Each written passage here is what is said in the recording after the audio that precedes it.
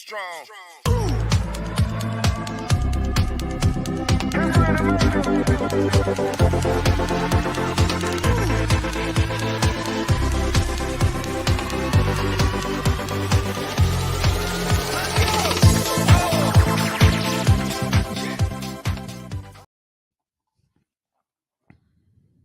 Welcome in, everybody. Roster the people. Week 6. Get pumped. Get hype. Neil Smith, Jason Draven at that FF Nerd. Jason, how you doing today? Doing pretty good, man. I was in class all day, so now I'm ready to help other people get schooled. All right. Well, I'll tell you. It sounds like I'll trade you. I'll trade you. At Jordan McDonald will be along here when he can. I assume he'll be popping in here at some point for our normal trio. But week 6, get your questions in, folks. That's what we're here to do. We're see, Joseph gets it. We're here to take your questions here. Thursday night football kickoff is in about 30 some odd minutes here as we're getting rolling. So get those questions in, especially because we'll prioritize those. We'll get those first in, first out up until kickoff, and then we'll start working through the normal way. Speaking of Thursday night questions, what up, Jose? How you doing? It's been a whole week. Love talking to you. Bears D right now have to wait until Sunday morning for waiver wire to go through. I don't like either of those options. Yeah, I mean, but I would rather go with the Browns. I just think that game seems like it would be more lower scoring if that's possible. Browns defense is just bad. But Clowney is back. What? I'm trying to give options here. I mean, the defense is looking healthier. They're all starting to get back together. And it's the Patriots. Like that. That's not. Yeah, but I'm not scared of the Patriots. They're gonna run. They're probably gonna have Mac Jones back. It sounded like that could help. I'll tell you. If you want to give advice, let's just cut to the chase. Is Jacksonville available? No, because I'd rather do that. I'd rather do that. Oh, they if you would have listened to the waiver wire show 2 weeks ago. But unfortunately, we don't cast that wide of a net, sir. So there's a good chance Jacksonville's available to you. I'd much rather deal with that than deal with the Browns. Second choice would actually probably be the Vikings, which are also largely available because we'll get to it later in the show. But it's also looking like Miami is going to be dealing with their third string quarterback again. So I would rather deal with either Jacksonville or Miami than Cleveland. If I have to make this exact choice, then I wait and I play the Browns, as much as I don't care for it. The reason I don't like the Browns play is because the Browns defense is bad at stopping the run. And the Patriots are going to know that, and they're going to pound it down your throat with Ramondre Stevenson, who, incidentally, top 10 play this week, Ramondre Stevenson, against that terrible, terrible run defense. So if those are my only two choices, I'll wait for the Browns, but I'd rather ferret around for something like a Vikings or a Jaguars, or the Ravens have been dropped in a ton of leagues. I might deal with the Ravens. That would be better. So any of those I would prefer to that choice. And light on questions at the moment. Start or sit Jerry Jeudy or Romeo Doubs. Am I picking? Yeah. I of those two, which one would you prefer to go with? And I would probably say here that I'm going to go Doubs. I know that it's not what you want, but he's still I still think he's part of that offense, and they're going to be decent enough. He just takes it. It'll just take the one. Mm-hmm. I'm going to go Jeudy. It's literally by 2 spots. So I get the question. But in my rankings, I would go Jeudy. And it just has to do with the fact that I think they're going to have to try and manufacture some kind of offense. Otherwise, they're just going to get destroyed by the Chargers. So we'll see. The whole Russell Wilson thing makes me nervous. But the Romeo Doubs situation isn't great either. Because what you could run into in this game, the way I see it, one of the things that you could run into in this game is a situation where the running backs actually get proper traction because the Jets defense isn't good. And you could run into that scenario. So I'm not really not super interested in any of the Packers wide receivers in this game. And especially coming off that weird game where Randall Cobb played 63% of the snaps but got 13 targets. And they seem interested in trying to do that again per Aaron Rodgers directly. I don't know. The whole situation with their receiver core makes me nauseous. I think Lazard is the only one that you can kind of trust at this point because we at least know what his job is week in, week out. He's the 1A, 1B red zone weapon. But anything else is a guess. So I'd probably rather deal with Jerry Jeudy because I think I know what I'm getting with Jerry Jeudy. You either get an 8 in PPR or you get a 16 because he caught a touchdown. These are your choices. So I feel like I know what that range of outcomes is. Yeah, that's fine. My only options on defense is Seattle or Bears. I have both. Oh God, could you pick up the Commanders defense like right now, right before? Because I would do that. Yeah, because I'm guessing that somebody probably dropped the Browns, which is why it's waiting until Sunday to process. I doubt anybody had the Commanders before this week. No, they didn't. And I'm not playing Seattle. You can forget Seattle. Seattle, no. Matchup. Not for this matchup. Yeah, Seattle, no. That's a hard pass. Bears, I'm also going to hard pass if I can avoid it. And so if you're telling me my choices are, my choices are effectively the Commanders or the Browns, I'll take the Commanders because of my previously stated argument around around the Browns' run defense is a sieve, and I don't want to deal with it. It's going to be really bad. Let's see. Back to the other question. Would it make a difference to you? Would you rather play Zay Jones over Jerry Jeudy or Romeo Doubs this week? I feel like Zay Jones is probably actually your safest play of everybody, as depressing as that is. But he might have the best floor, but I bet he has the worst ceiling. Well, of course, but yeah, it really depends on what you're looking for. It does depend on what you're looking for. So if you're like depends at that point, that is a good caveat. What do you think you need? Do you think you need something like to get guaranteed points, or do you think you need to play something that is incredibly like upside heavy? So because if it's upside heavy and that's what you want, it's Dobbs. Because Jeudy, like I said, I know the range of outcomes on that. You get an 8 or you get a 16 if he catches a touchdown. That's your life. You hope he catches some sort of long bomb because that's how they're using him right now. They're using him like they should be using KJ Hamler. I could go on and on about this. But that's your situation. And Zay Jones, I think, probably has the most comfortable floor, but definitely the worst ceiling. And it's not what I'm not super interested in playing Zay Jones. Here you go. Here's a different one. PPR Kamara. This is just bragging. What are you bragging about your team for? Yeah, I mean that one's interesting just because I'm more scared that Winston's coming back. As terrifying as that is. If he comes back, I'd much rather play Stevenson here. Like you've been talking about, the Browns defense is not good at stopping the run, and Stevenson's going to have a lot more value there, especially in a PPR role. Yeah, I have, for what it's worth, I have them literally right next to each other in my rankings. So I don't really know how this is I'd like to know what your other options are, because I don't think this is the question.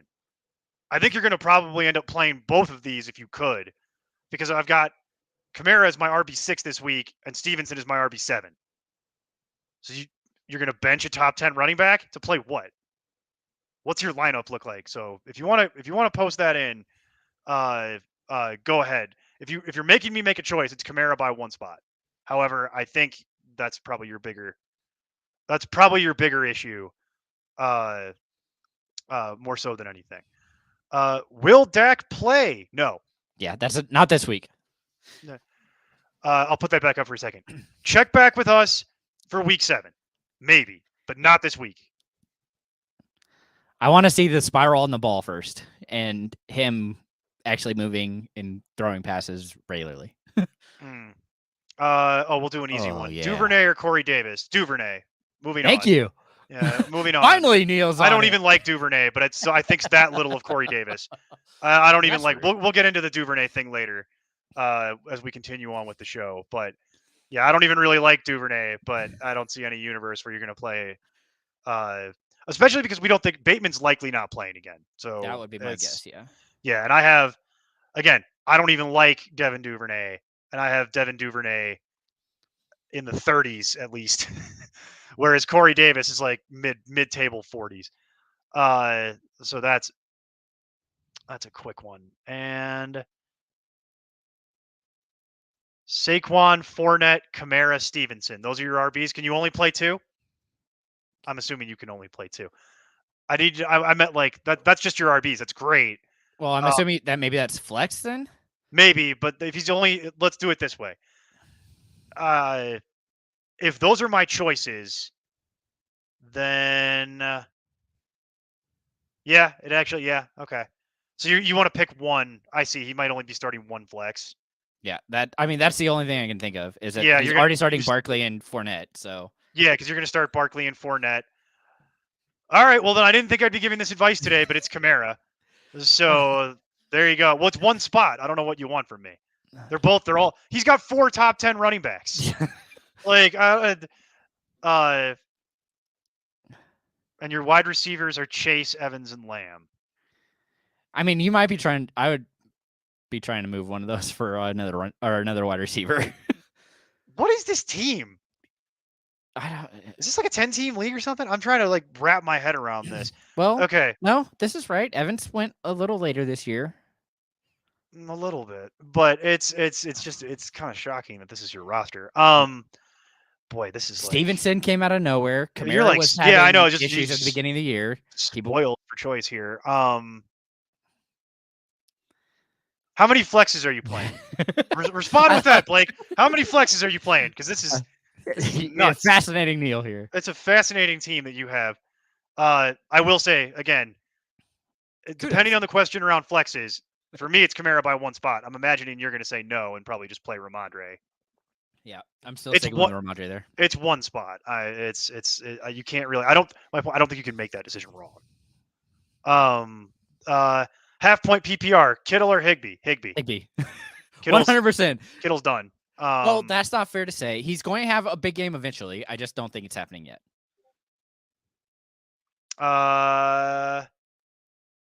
Yeah. It's a topic for another day. We need to keep answering questions. One day when we have more time, we can go through that. Here's another one. Is Cordarrelle Patterson coming back this week? No. No. He was officially put on IR, meaning he has to miss at least 4 games. He has missed 1. So he has at least 3 more games, including this one, that he will not be playing in. You need to make other arrangements. Half point PPR, James Robinson or Devonta Smith. This is actually a rail splitter. This is a good one. What do you think, Jason? It's Smith for me, and it's not really close. I am so nervous on. I don't know what they're doing in Jacksonville with the running backs. It looks like. I think I know what they're doing, and they're doing the thing where they're incapable of making good decisions, which I've referenced for years. They don't know how to make good decisions in Jacksonville. So that's how you hire Urban Meyer. But now they have a decent coach. I just assumed that they would keep rolling with Robinson, and they didn't. They moved to Etienne last week, and it was very confusing, very frustrating. So well, it's been 2 weeks technically that they've done that, and he's had more snaps. Last 2 weeks ago, it was more of a split. No, it's been a split both times. I'll correct you. It's 10 carries apiece. They're playing at about a 50-50 split. The issue is game script. The issue is when they start to lose Jacksonville, what happens is any of the runoff work goes to Etienne. When they're winning games and playing with a lead, Robinson's been the one that's in there, referencing the first 3 weeks when they were actually winning games. So my hope is that they seem to they learn this internally and they have some idea around that. But the concern that I have is that they're not that smart, and that they're going to want to try and what do you call it?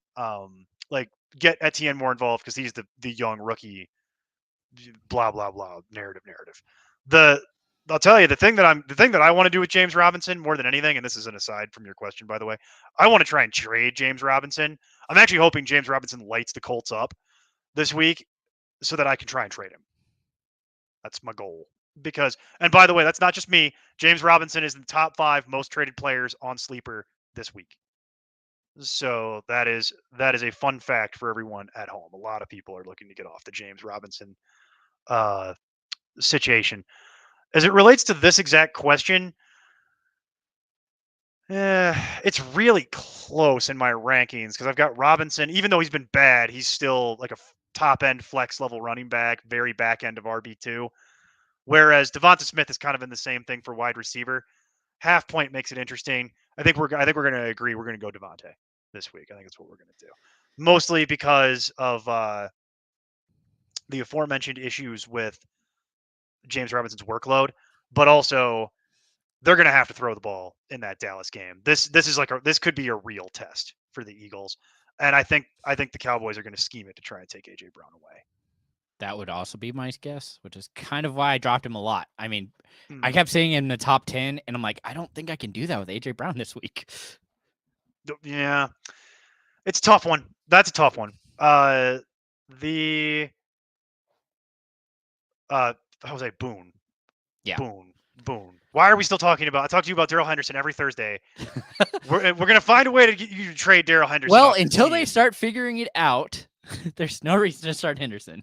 Yeah, there's no reason to play Henderson right now. He's in the 40s at running back. He's not even a flex. He's basically waiver wire fodder until further notice.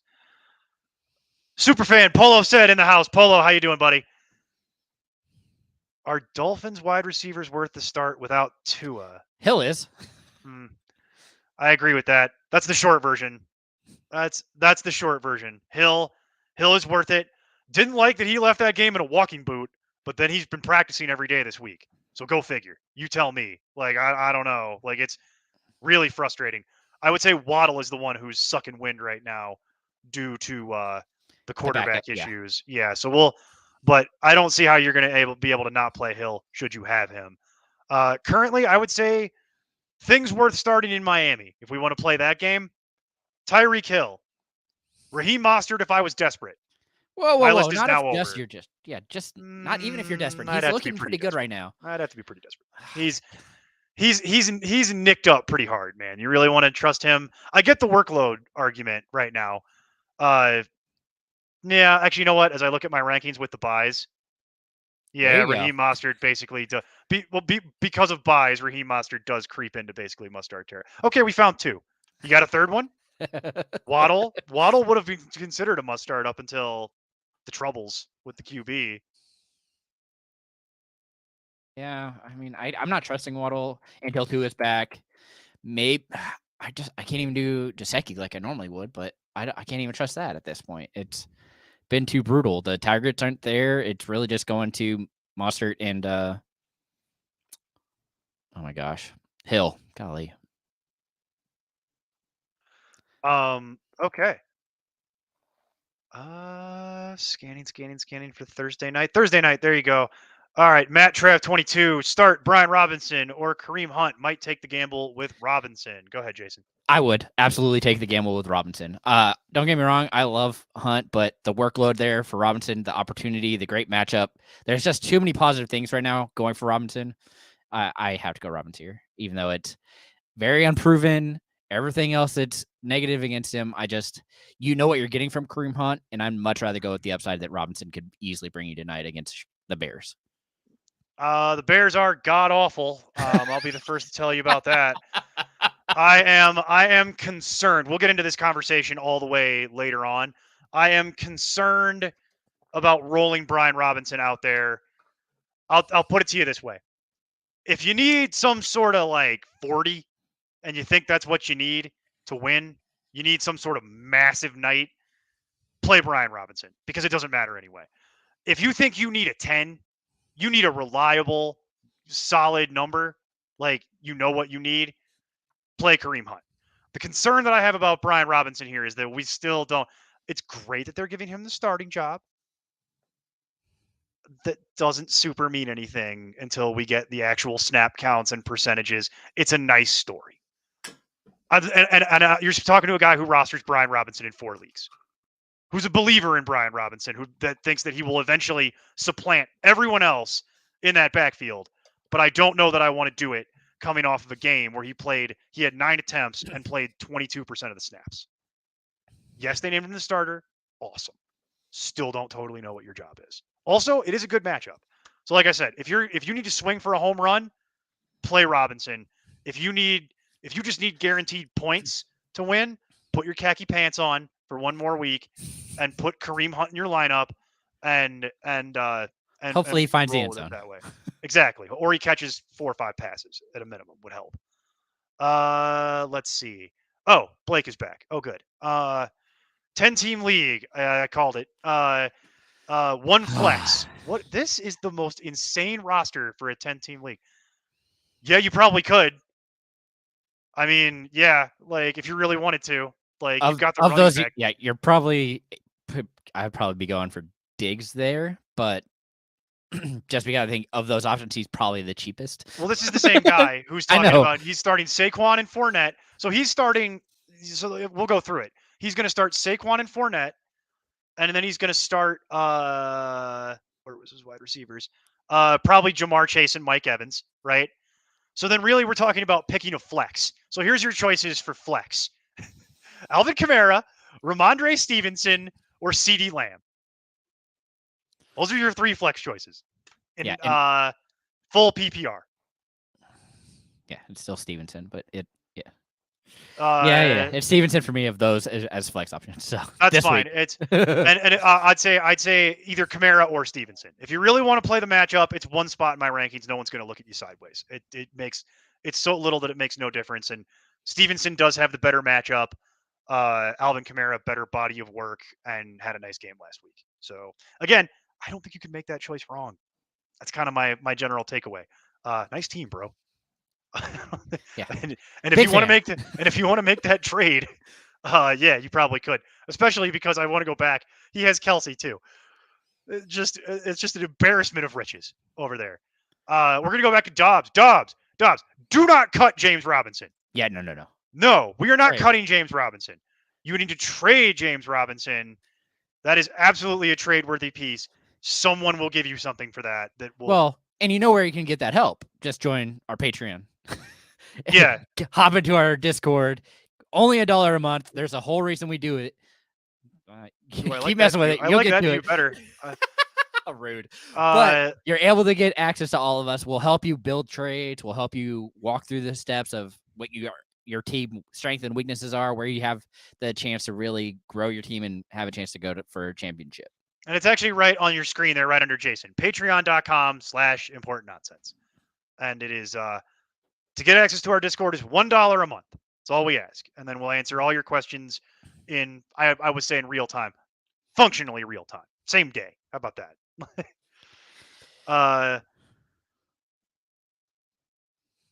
Oh Lord. Yeah, okay. It's tough with I'm stuck between Montgomery and Godwin here. I'm not. I'm going Godwin because it's full PPR. And Pittsburgh's secondary is atrocious. Yeah, I take that, Mike Manning.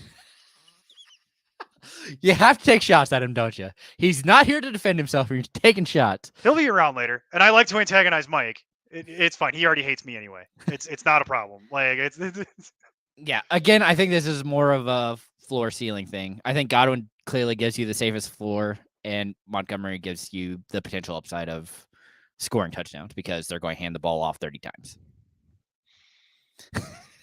Yeah, I can't argue with the last thing. They are going to hand the ball off 30 times. Sanders has been better than advertised this year. I still don't know that I believe it, but for me, it's Godwin. We're going to go with Godwin.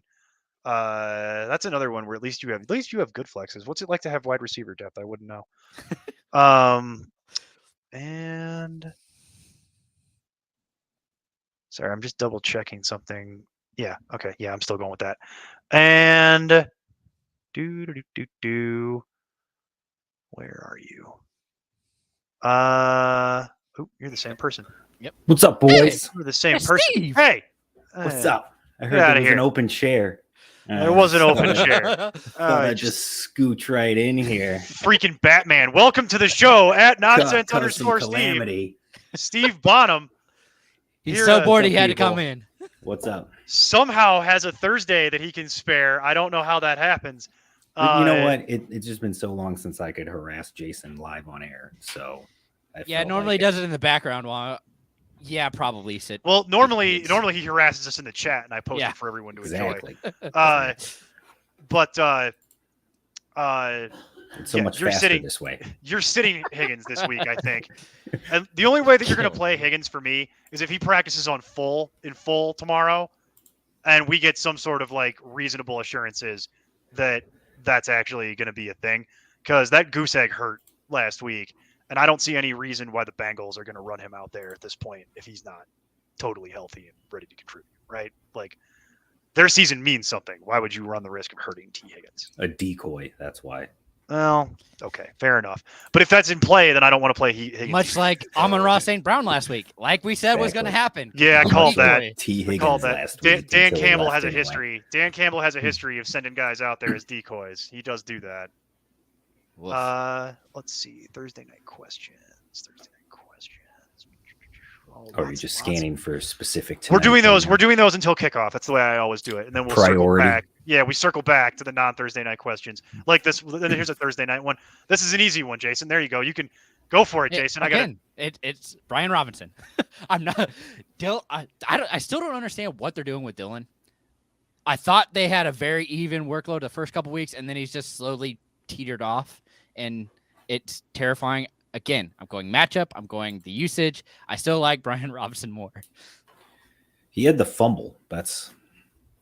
AJ Dillon had the fourth quarter fumble, and then since then his snaps just haven't been what they were the first couple weeks. And it's just LaFleur being LaFleur. That's all that is.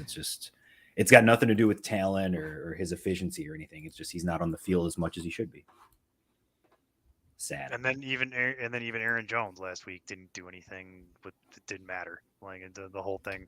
Yeah, and again, it's so difficult to take anything from the London games, traveling across the entire ocean, doing that, and then playing so early, and then being miserable the whole time. From every report I've ever read about the experience, the players hate it.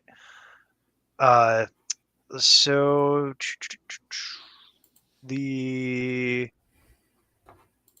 here's another one. We got so many Brian Robinson questions tonight. My word. You're welcome. This is what I've been dealing with all day. Pick 2, Hunt, Robinson. I'm assuming ETN is Etienne or Dobbs. And again, it's I'm going Robinson, and oh man, then it becomes harder. Yeah, it gets a little trickier apparently, huh? Yeah, I would say I still think you go with the split here and go with Etienne. I'm going Etienne by a nose here. Just more upside. I mean, if you're really shooting upside, you'd go Dobbs, but him touching the ball is part of the issue. There's a higher likelihood that they're chasing points in that game, even though they blew out Indy the first time they played. Yeah, I think there's more of a chance they get into a shootout between Indy and Jacksonville than somehow Kareem Hunt needs to be in for pass catching in Browns versus Patriots. I think that's far more likely. Are you taking the under on that one, Steve? I mean, yes. Well, so is my dog. He's very excited about the under. I've got a prop thing for the next show where it's like 42.5. I've got Nick Chubb to the moon. Oh yeah, under. 100% under on that. All right, yeah, and I'll join you in the Brian Robinson Etienne. There it is. Conversation here, mostly just because I don't know that I trust some of this. Let's see who else is available. Should I trade Dylan for Jay Robinson? If you're the one getting Robinson, I probably would. Yeah. A good old fashioned my problem for your problem trade. What do you guys think?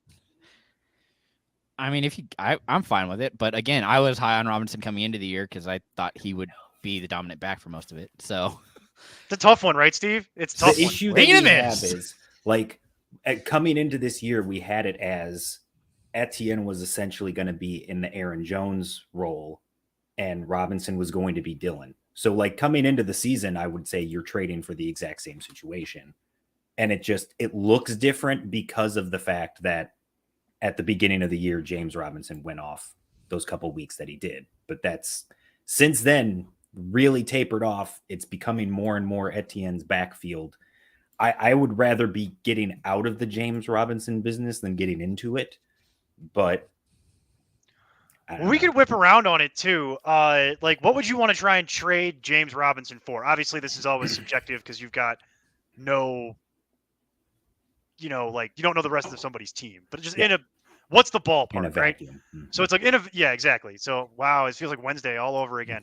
It's like riding a bike, Neil. Just it get never right gets back in the old. rhythm. So it's like, what would you want? So like I'll throw out a couple names. James Robinson. We'll go cross positions because this is usually easier. Yeah. And we'll do PPR obviously. James Robinson or for Terry McLaurin. Yeah, Terry McLaurin. Still viable in the offense, even though I don't like it. He's Again, they're going to throw the ball so much because they're so Yeah. terrible. So James Robinson or Devonta Smith. I see that's tough because I hate Devonta Smith. So Yeah, I know. That's why I intentionally picked it. Yeah, probably James Robinson. Okay. Wow. Well, we'll do it in reverse. James Robinson for Jacoby Myers. Oh, Jacoby Myers all day. Yeah, I every knew day. that was your answer. I knew that'd be your answer. I would He go loves the other. Jacoby Myers. He loves Jacoby Myers more than anybody I know. It's so easy. And I also he love gets Jacoby the Myers. volume. All he was missing was the touchdown. And he caught a touchdown Scored a last touchdown. week. So Yeah, he scored a touchdown. He did do that thing. Oh my god. tell me I'm wrong. You can't. I can't. You No, can't. I knew that would be the answer. I'm cherry picking. Oh my god. James Robinson for Adam Thielen. Robinson. probably- But I hate Thielen. We've gone over this. You keep hitting the Well, right people. Again, it depends on It's like I know settings you. and situation Yeah, because it's the worst. I've got Robinson essentially as a back end at best with buys, RB2, high end flex rest of the way. That's pretty much everybody's And ranking then right now. They Adam got him around Thielen 23. is like a back end wide receiver 3/flex, depending on what your league settings are. So if you're in a league where you start 3 wide receivers, then Adam Thielen, because he's a locked in starter for you. But if you're in a league where you only start 2, then probably Robinson. Yeah. Okay. And we'll do one running back. Robinson or J.K. Dobbins? Dobbins. They're the same person. I know. That's why I'm doing these things. I'm doing this very deliberately. I'm not making They're the same person, but Robinson's dealing with Etienne, and Dobbins is dealing with the ghost of Kenyon Drake. And right now, that's it. Hill Maybe and Edwards Gus are about to Edwards happen. coming Yeah. back. Maybe. Maybe. And even then, Maybe. Gus Edwards has never been a thing. It's always been the idea of Gus Edwards. That's been a thing. But Jose, that's what I think you should be looking for. And if you're going to try and trade Dylan, considering we're talking about what is effectively the Spider-Man meme between the two players, Mhm. you know what we're talking about here. If you're That's gonna, kind of yeah, what if you're going to looking get Robinson, I'd rather keep Dylan and trade some wide receiver you don't believe in anymore. Yeah, or if you want to trade Dylan, because that's something you want to do, trade Sell Dylan for Devonta Terry Smith for McLaurin. James Robinson. Do it. I know Jason hates that advice, but that's there why you I go. love it so much. Your other running backs, his other running backs are Mostert, Boone, Dylan, Henderson. I'm starting to see the But if you trade Dylan for Robinson, I don't think you got better. No, you did. You I kind of think just you just did the recreated. same thing. Yeah, You you just recreated shuffled the the same. deck. That's Exactly. You're going from the 10 of clubs to the 10 of spades. It's the same damn thing. It's just slightly different. Quickly. Jose gets these in so fast. Oops. Do I start Pickens or Disley in a wide receiver tight end flex spot? Pickens. Not even close. Yeah.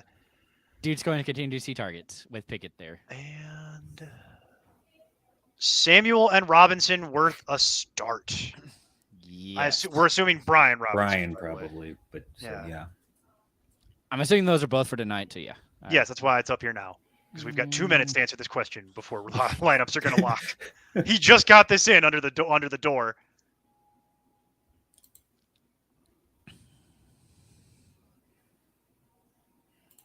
You silenced the nerd. Yeah, I mean, it's fine. I'm probably starting Samuel because he's had the success, and then clearly Robinson is. Let's see. I don't know. Remember where I have him ranked, but I'm pretty sure he's a top 24 back this week. So I think it's low end RB2 right now. But hey, still a starter for you. Steve, what do you think? You starting either one of those tonight? I think you're probably starting Curtis Samuel, given Kind of have to. how that's. Well, I don't know if you Robinson have to, for sure. But yeah, if you have no other option, then yeah, Curtis Samuel. Where would you have Robinson ranked tonight, Steve? Like mid RB2. Okay. Because currently, just pointing it out, like currently in the ECR, he's like 34. Yeah, he's really low. So he's pretty low, and I get because the offense is so bad. But the Bears' worst thing about them is their front of their defense. Like the secondary is okay.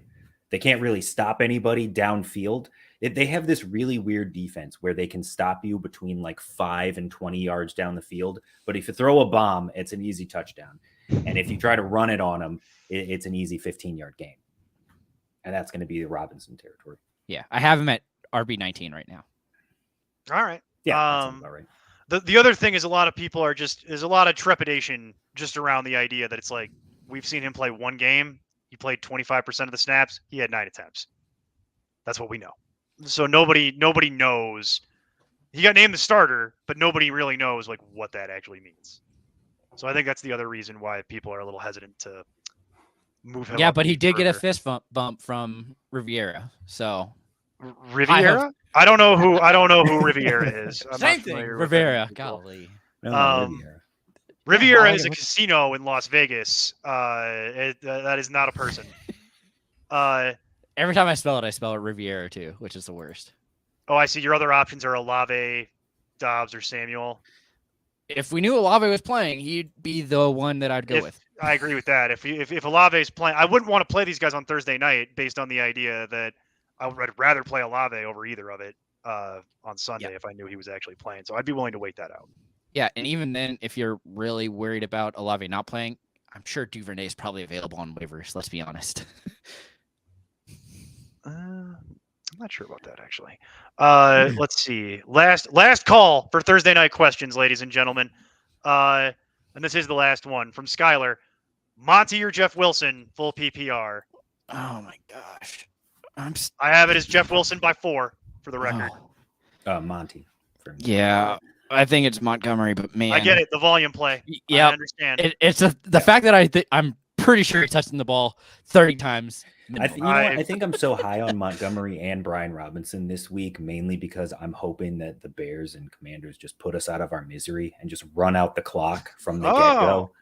And it's just like an hour and 35-minute game because they just run the ball 90 times combined. Okay, see, I'm actually hoping for a giant meteor to just obliterate the whole thing so we don't have to watch it anymore. That's my... Sure.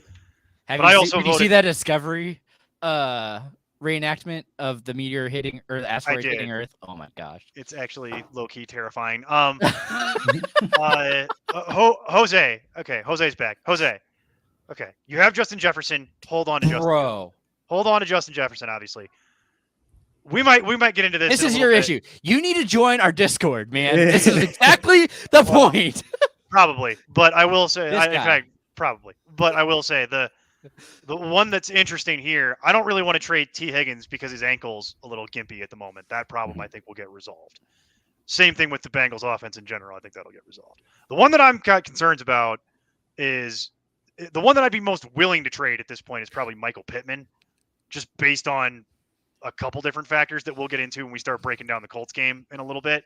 Yeah, but I think you could do better than James Robinson. I think you could too. That's my point. I think if you were going to actually trade, you could get James Robinson plus. Yeah, I think if you wanted to actually trade Michael Pittman, I think you could probably punch all the way up into like the Ken Walkers of the universe. Well, I'd be okay adding Dylan to that. And the Bears start building. That's right. It would just do him a favor. It would just save on the demo cost in a year. Yeah, they would call it the crater. Yeah. It'd be the Chicago crater. Skylar, I didn't know you were a Bears fan. We'll look forward to seeing you in Arlington Heights when the Arlington Heights Skyhawks, because we're not calling them the Chicago Bears anymore, start because playing. they're going to the XFL. All right. Well, the game is underway. The game is underway, so we can circle back to wherever we can. Well, we absolutely. I have no idea what you skipped over. We absolutely can. I gotta. Hold on. Hey. Hold on. Okay. We got to go to Polo first. Polo's a regular. No, it's fine. Mm-mm. Is it panic time for Dalvin Cook? They're just starting, man. Cousins has figured it out. They're going to start moving the ball better. I am more nervous. Why is that Steve's picture? It's the default. Oh, okay. Don't worry about it. But they're just starting to figure it out. He got the 2 touchdowns this past week. Granted, it was, I'm pretty sure, the Bears. And I if my that brain fried. But either way, they got the 2 touchdowns, and that was It's all right. Cook's It's coming fair back. to We'll be forget fine. that game. I wish I could. So don't worry about Cook; he'll be fine. But he is. They've stopped throwing it to him nearly as much, which is a little more worrisome. Yeah, I don't like that part of it. But when you're in a league where everybody's in a committee and no one is he's the getting a guy. workhorse role, and he's effectively still getting a workhorse role, then yeah, I'm still good with Dalvin Cook. If by panic you mean trade him, yeah, I would trade Dalvin Cook if you could get another running back and a wide receiver. So if you can get 2 starters for Dalvin Cook, yeah. I get the question, because if you follow the general industry this week, even Fantasy Pros did 2 segments this week on their podcast about sell highs and about Dalvin Cook being the number 1 trade away player to try and cash out now as best you can. It was a big game, so I get it. Yeah. Well, those folks are concerned about Madison cutting into his workload. So I get the question. I'm not necessarily in a position where I want to trade Dalvin Cook, mostly because it's like, I agree with you, Steve. If I could get 2 useful starters to bolster my team, probably would do it. Yeah. But the issue becomes, is anybody going to give you sticker price for Dalvin Cook at this point? If you can do it, great. Name value for Dalvin Cook? Yeah, is anybody give you name value / sticker price for that? Because if they are, I'll do it. But I am not trading Dalvin Cook for any kind of a discount. I'll write it out. mean, if you might be able to. Let's see. What about if you got Joe Mixon and? Yes. Thank you. That's my point. Is like, if I got Joe Mixon and this is just received Jacoby Myers. It doesn't matter. You didn't. Okay, right now, 5 games, and he left in one half of one of the games. But through 5 games, Dalvin Cook is RB14. I mean, if that's your panic, then yeah, sure. We've been having a lot of drafted him as a top 5 running back, and he's number 14 right now. Yeah, I'm not ready to panic yet. But if you could get, what you paid effectively, I would do it. Just because it's good business anyway. Aaron Cantu, full PPR, 2 different leagues. Similar question. I have too much pits. Everybody kind of did. I mean, I don't have enough. I need more. I'm more worried about Hurst at this point. That one's more confusing. I'm definitely going to go Njoku because I think that they focus on Cooper since he is clearly the wide receiver 1 there. Let's see if this works. Okay. And then, yes, nailed it. Got it, guys. Now you can go ahead and turn off your camera whenever you want. It's not my face anymore. You're welcome. Outside of that, oh man, Hurts or Pitts though. That's the harder one. If Higgins is out, I'm going Hurst. How about that? I'll cheat. I'm going to cheat and say if Higgins out, I'll go Hurst. Otherwise, you play Pitts. Hey, and Aaron, thank you so much for joining the Discord. Yes, for sure. Pitts for the first one, probably Njoku for the second one, but it's close. Really? Because I'm going no Pitts at all. Not playing Pitts. I'll play Njoku or Hayden Hurst because I don't think T. Higgins is playing. So that's where I'm at. I'm not ready to roll Pitts out there just quite yet. So if I would believe that they would actually throw the ball when they're down, that really was just terrifying to me. It's terrifying for a reason. It's terrifying for a reason. And here we go. Jose. We covered this, Jose. I thought you were playing the Commanders. We've been through this. We've been through this already. This is a new question. And here we go. Do I trade Debo, AJ Brown, and James Conner for Breece Hall, Yes. Devontae Adams, and DK full PPR? Still yes. Assuming this is redraft, assuming that your team is in need of a running back, yes. 100% yes. Brain hurty. I mean, I'm probably doing that. I'm just trying to puzzle through, like... So, upgrade from Connor to Breece. check. Yeah. It's not, that's More consistent this is why I targets don't like from- doing this with only not seeing the whole roster, because I'm trying to figure out what holes this might leave you to fill Again, in the background. A better option is if you join our Discord. Mhm. You're going to get this a lot tonight, I feel. If you're going with trade questions, this is going to be your best opportunity, just $1 a month. You can do $1 and cancel, and guess what? We will still help you for a month. Yeah. Don't I care. will say This is I a will lot say easier. I am leaning towards yes, that I would do that deal. Mostly because it's got Breece Hall in it. And that's the one that kind of separates it. The concern about it is I don't know what's going to happen with Devontae Adams. I don't think he's going to get suspended, but dumber things have happened. Well, and even if he does, it's I don't a think game. it matters. It's one game. Man. Yeah. You lose him And- this week and you lose him next week, and then it's over. So Yeah. What do you think, Steve? I'm No? probably gonna do it. think so. I Just think the I way am. that I'm evaluating that is, I've got Debo and AJ Brown at effectively the same spot. Yeah, it's the same. It's the Spider-Man. Back end wide receiver 1. So you're moving up from one of those guys to get Adams. So you're improving there. And then I don't think Hall is much better than James Conner, but He's it's healthier. still an improvement.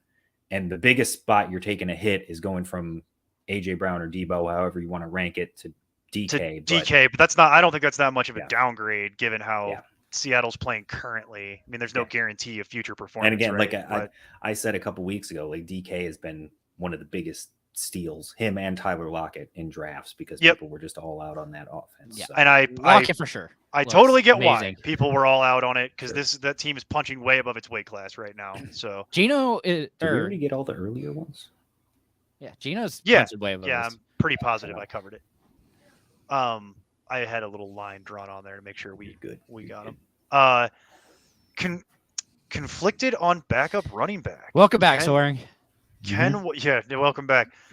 Ken Walker or Raheem Mostert. I don't know if this is meant to be like I'm going to start one of these or I just need to back up for my team, but This week. Walker. yeah, it's Yeah. Ken Walker. It's Ken Walker. And This week on One Life. I'm not worried about the Mostert injury either, by the way. Nah, not particularly. Not yet. Again, what worries me about the Miami running game is that it's basically the San Francisco running game on the East Coast. That's it. Yeah, it's pretty close. I have Mostert higher because it's a backup quarterback, so I'm expecting to hand that ball off. Yeah, I'm evaluating Tyler, that we all more. said yes. I see your comment down there. We all said yes. Yeah. Say what? It's this. He posted down there. Yeah. It's the yeah. We all said yes. Yeah, we all Yeah. said yes. Yeah, we covered. If it. Yep. if you get the Breece Hall side of it, Yes, that's the way what he was wrote saying. it, so Yeah. that's how I'm taking it. you never know. I've stopped trying to guess what people were actually thinking, and just unless they say Polo, it we for got to sure- get everybody in the Discord, not just those we guys. agree, Everybody. Polo. Let's see what do we got. Oh, yep. See, everybody, just let the chat hype the Discord for us. Just let it do all the work. All right, there you go. Well, we're pretty sure Connor's out, but golly, that's ugly. I think Sutton. Connor is out. this Connor week. is out for all. They've I already. don't think all they've but, officially marked him on like websites as out, but we already got the alert from the from the Cardinals that he's not going to play this week. Yeah, even on Fantasy Pros, he's not officially out. So No, he won't. I don't think he's been officially ruled out by the Cardinals, but there was a lot of reports today coming out of their facility that he's not playing. They're giving him the week off with the rib injury. And it is. And by the way, we'll talk about that later on when we go break down the games. But they're not going to have a lot of running backs apparently. So it's the Eno Right. Benjamin show effectively, which is why Which, I mean, I don't really want to go to that show, nor do I want tickets to that show. So I'm more than happy to roll out what I assume is Cortland Sutton in full PPR, despite the fact Yeah. that Russell Wilson looks like garbage, and just avoid the whole Benjamin disappointment train that I think is getting locked and loaded. yeah, because I feel like they're just totally setting you up for failure. Yeah, because I cannot trust the Cardinals. they're going to try and tell you that Benjamin's going to be the starter and he's going to get 20 carries and then he's going to play 10 snaps. Well, and that's I mean, how that's going to work. Even then, Neil, we had this Even discussion over the summer. Like, I've been on Eno Benjamin before. I remember. This was supposed to be his year. Remember, just like last year was supposed to be his year to take over the number 2 role. I remember. And he just cannot get out of the 3rd spot on that depth chart. No matter who they bring in there, he can never ascend higher than number 3. So now that everyone else is injured and they have to play him as the starter, sure, he's going to theoretically get the snaps. But again, I mean, he got the work last week when no one else was there. He was literally on an island all by himself. And I don't know. I get, even if that happens again this week against Seattle, is he really going to blow up? Oh. I don't think so. Again, I'm fine with playing him as a back end RB2, but I'd rather play Sutton, especially in full PPR. Half PPR, it's closer. I'd still probably lean Sutton, but yeah, full PPR, wide receiver all day. Yep. And is Tony Pollard the guy in Dallas? That's never the answer. He is going to be a guy who looks really good some weeks and some weeks completely disappears. No. For as long as they are both playing for that team, that is correct. Until one of them gets moved on, we will live with this problem because they're never going to give that job to one person, unfortunately. Well, and they shouldn't. Right. Because when they gave Zeke that job, the entire job, he was putting up monster fantasy numbers and he couldn't stay healthy. Yeah. And the last 2 years, he's been playing through injury, and everybody wanted to say he was washed. But now he's actually healthy and playing fine. Is he putting up great fantasy numbers? No, but he's still putting up numbers. This is fair. All right, guys. Well, we're waiting while we wait for some more questions come in. Let's go around the horn here, and we'll go game by game. The Thursday night football game has already kicked off, and Jason, you've already professed your love multiple times for Brian Robinson here. But if you want to point out that he was your start of the week, feel free briefly. Yeah, I'm definitely going to do that. Week 1 was definitely disappointing for sure. But again, Bears are not good, and it's shown by literally every running back that has gone against them has either scored a touchdown or gone over 100 yards. The only one that didn't was Elijah Mitchell week 1 because he got hurt.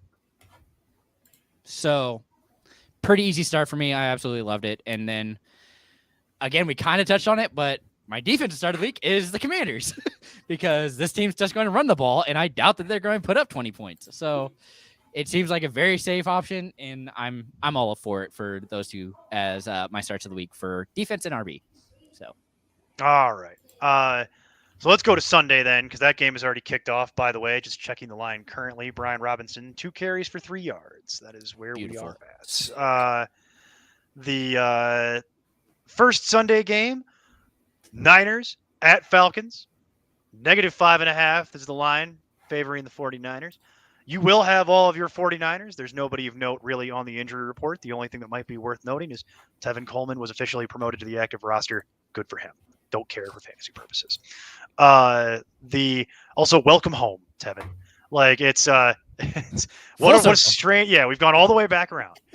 But Jason, you have a note here related to someone on the 49ers that I know you wanted to discuss. Yeah, and it's going to be my wide receiver sit of the week in Brandon Ayuk. I mean, it's just been brutal. They're not having to pass the ball. I don't think they're going to have to pass the ball this game. He's not seeing enough targets, and he really needs a big play or a touchdown. I just don't see that happening. Anytime they actually have to throw and he sees more than 6 targets, I'm more than willing to start him. But until that happens, his fantasy points have just been atrocious. Literally, it takes him having 8 targets for him to have success. And it's been a rough sled for Brandon Ayuk, and I just don't think this is the week to start him for you. I'm curious what your expectations were for Brandon Ayuk, because I wouldn't call it atrocious. It's not good, but I wouldn't call it atrocious. But he's pretty much right in line with what I was expecting. He's in the wide receiver upper 30s, lower 40s type of neighborhood. And at some point he'll score a touchdown here. He's already got one. But yeah, for context in PPR, 7, 11, 13, 7, 8. If you want to see atrocious, go look at Allen Robinson's numbers. That's my comment to that. But again, it's depending on where you drafted him. Allen Robinson was on average a 5th-round pick. Brandon Ayuk is in like the 10th round. Like why were people picking that early? Not to throw cold water at you, but that's just the realities of life. I'm not debating, by the way, if you want to sit Brandon Ayuk this week, by all means. The Falcons side of the ball, Kyle Pitts and Drake London, both at practice Wednesday and Thursday. It is looking like you will have both of them. As I pointed out, I'm not interested in starting Pitts in his first game back. But I can understand if you were heavily invested in that you might want to, because you maybe don't have better options. But let's move on to Patriots at Browns. They're giving the Browns -3 because the game's in Cleveland. Good for you, Cleveland. Wow. On the Patriots side of the ball, Damian Harris is got a hamstring injury. It is almost a dead solid lock that he is not going to be playing in this game. Mac Jones has logged limited practices Wednesday and Thursday, so you may actually have Mac Jones back. And then there's really nothing as related to the Browns. You will have your full complement of Browns. And as we've already discussed a couple times while answering questions, the Browns running defense is atrocious, and the Patriots are going to run the ball right down their throat. So start Ramondre Stevenson if you've got him. Speaking of Patriots, you already know my answer.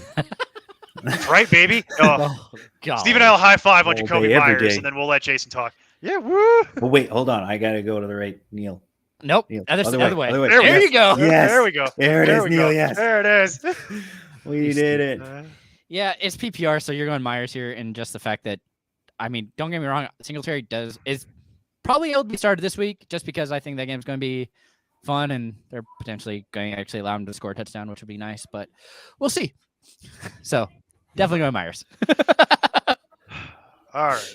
Great game to do your taxes during or something, because I just turned on this Thursday game. Why is it the Fighting Illini versus the Minnesota Golden Gophers?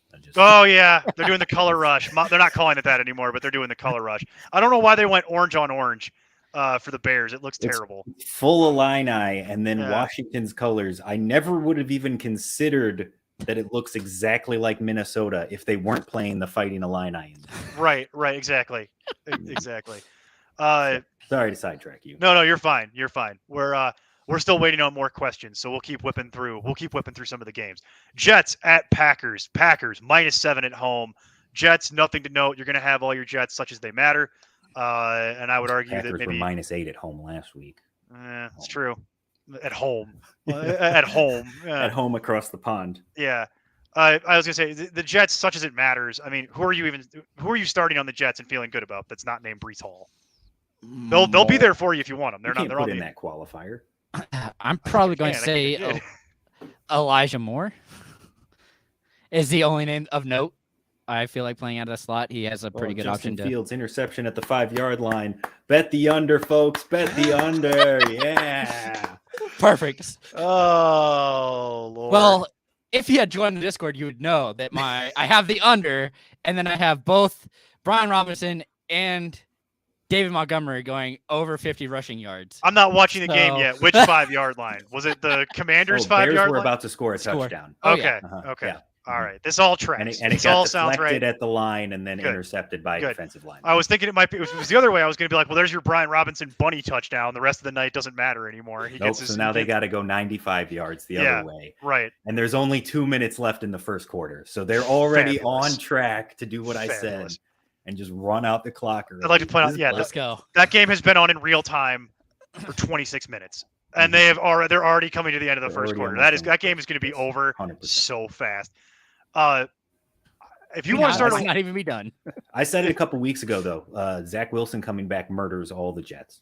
If you want to play Breece Hall, you go right ahead. But I think Breece Hall might be the one that survives the murdering. He's the only one that I'm convinced might survive the murdering. Everyone else, I agree with you, is pretty much murdered. He's the most likely to survive the murdering, simply because he's the only one of them whose actual fantasy touches don't completely rely on Zach Wilson getting him the ball. That's right.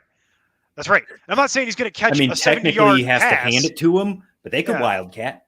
They could direct snap it to him. Exactly. I mean, there's a possibility. I'm just saying, Elijah Moore, Garrett Wilson, they don't have that luxury. Right, but he's not going to catch a 70-yard pass every week. But I think he could actually have value the rest of the way. Yeah. Whereas anything else, I'm not actually convinced it has any value at all anymore. Yeah. Oh man, come on. Oh, I had to post it. And then we had another Woof. question come in. Taysom Hill or Dawson Knox. Ooh, that's confusing. So one of the four. No, I think it's Or two it's separate two. questions. Yeah. I'm reading So- that as two separate questions. Skylar, I know you're So listening Hill to over us. Knox. Correct. Yeah, I'll do that. And then I'm gonna Ingram put over Ingram and Smith in a hat and draw a name out. Yeah, I'm gonna flip a coin. Still I'm gonna go with though. Ingram. Specifically, that's how I'm gonna answer you. Ingram. All right, and so way back. Oh, okay. Hang on, different way. Pick one tight end. One of the of four, these. then Taysom Hill for sure. Taysom Hill overall. Maybe if Dawson Knox Just was because actually there's so much healthy. upside. Yeah, if Dawson Knox was actually healthy, maybe I'd talk to you about it, but he's not, so we're not going to worry about I it. saw a fantastic tweet, and I wish I could give credit, but it Uh-oh. was like a debate about what should Taysom Hill be and his snaps, and it was like snaps by position, and it was like, well, if you look at it, he's had significantly more snaps at special teams than anything else, so he should be a DST. Love it. Love it. Love it. That He sounds should about be right. a DST. I am good with this. We'll go with that. It makes about as much sense as anything else, so that's Yeah. perfectly fine. And you'd still be starting him over all the other ones. Yeah, exactly. So Oh. circling way back around, you'll have all your Jets to the extent that they matter. At some point, I think we're going to have a long-term conversation, Jason, you, me, and Jordan. I don't know that we need to do it now, but about like what the long-term value is for Breece Hall. Let's give it another week or two and see where we wind up. But I think that conversation needs to happen at a certain point. You'll also have all of your Packers to the extent that they matter. Well, Christian Watson. No one is starting. No one is starting Christian Watson. Throwing it out there. People have asked, man. I don't know what else to tell you. All right. I've heard it fair already enough. this year. Fair enough. We'll do this then. If you're in the unfortunate situation where you were going to start Christian Watson, find another option. Shouldn't be hard to do. Pick any random player off Every Monday, I gave you a bunch of options you can easily play. Yeah, should be easy to find a replacement for it. Skylar, if you've got that team, if you've got that option, yes, absolutely. You play Taysom Hill at defense, 100%. 100%. We are not discussing this, Polo. Don't type this anymore. No. We're not discussing that. That's not this show. I refuse. Let it play out. Yeah, nope. By the way, he's already been sentenced, so that's double jeopardy. That works in the NFL too, right? Yeah, no, I don't think so. They follow the legal system, don't they? Perfectly, yeah, 100%. They adopted the American legal code. As far as the Packers go, I think you pretty much know who you're starting. You're starting Aaron Jones and hoping that it goes well. And you're probably starting Alan Lazard, or at least you're thinking about it. And anything you're probably else starting Alan Lazard. He's at least your flex.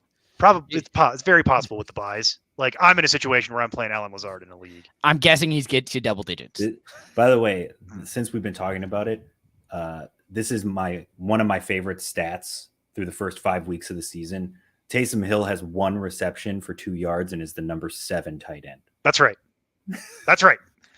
Because tight end doesn't make any sense, and they need to abolish it and just fold it all into something called pass catcher. Just OP. Hold it 1 all catch in. for 2 yards, number 7 tight end. Yeah. How many touchdowns? 5? Something like that. I think it's like 5. Might be 6. I'm doing that off the top of my head, but well, 3 last week. So it's 6 and tight end 4 last week. Oh, tight end 3. So 6 total for the week. Yeah, 6. Season. There you go. Yeah. 6 for the season. Great. Full PPR, a wide receiver you're willing to roster or stash. Landry, Wan'Dale Robinson, Kadarius Toney, Khalil, Shakir would be my guess, yeah. And the waiver wire is thin at wide receiver. That's not just your league; that's a lot of leagues right now. You want to talk about your boy Wan'Dale some more? I mean, you do it all day on Monday. So I know, why not and do it it's on still my Thursday option. too? I still love it. He's not on the injury report. He's actually going to play this week. I'm so pumped. I'm excited. Or whatever that means. Hey, we'll see. It If can't he be is much actually worse out than there- Richie James. Thank you.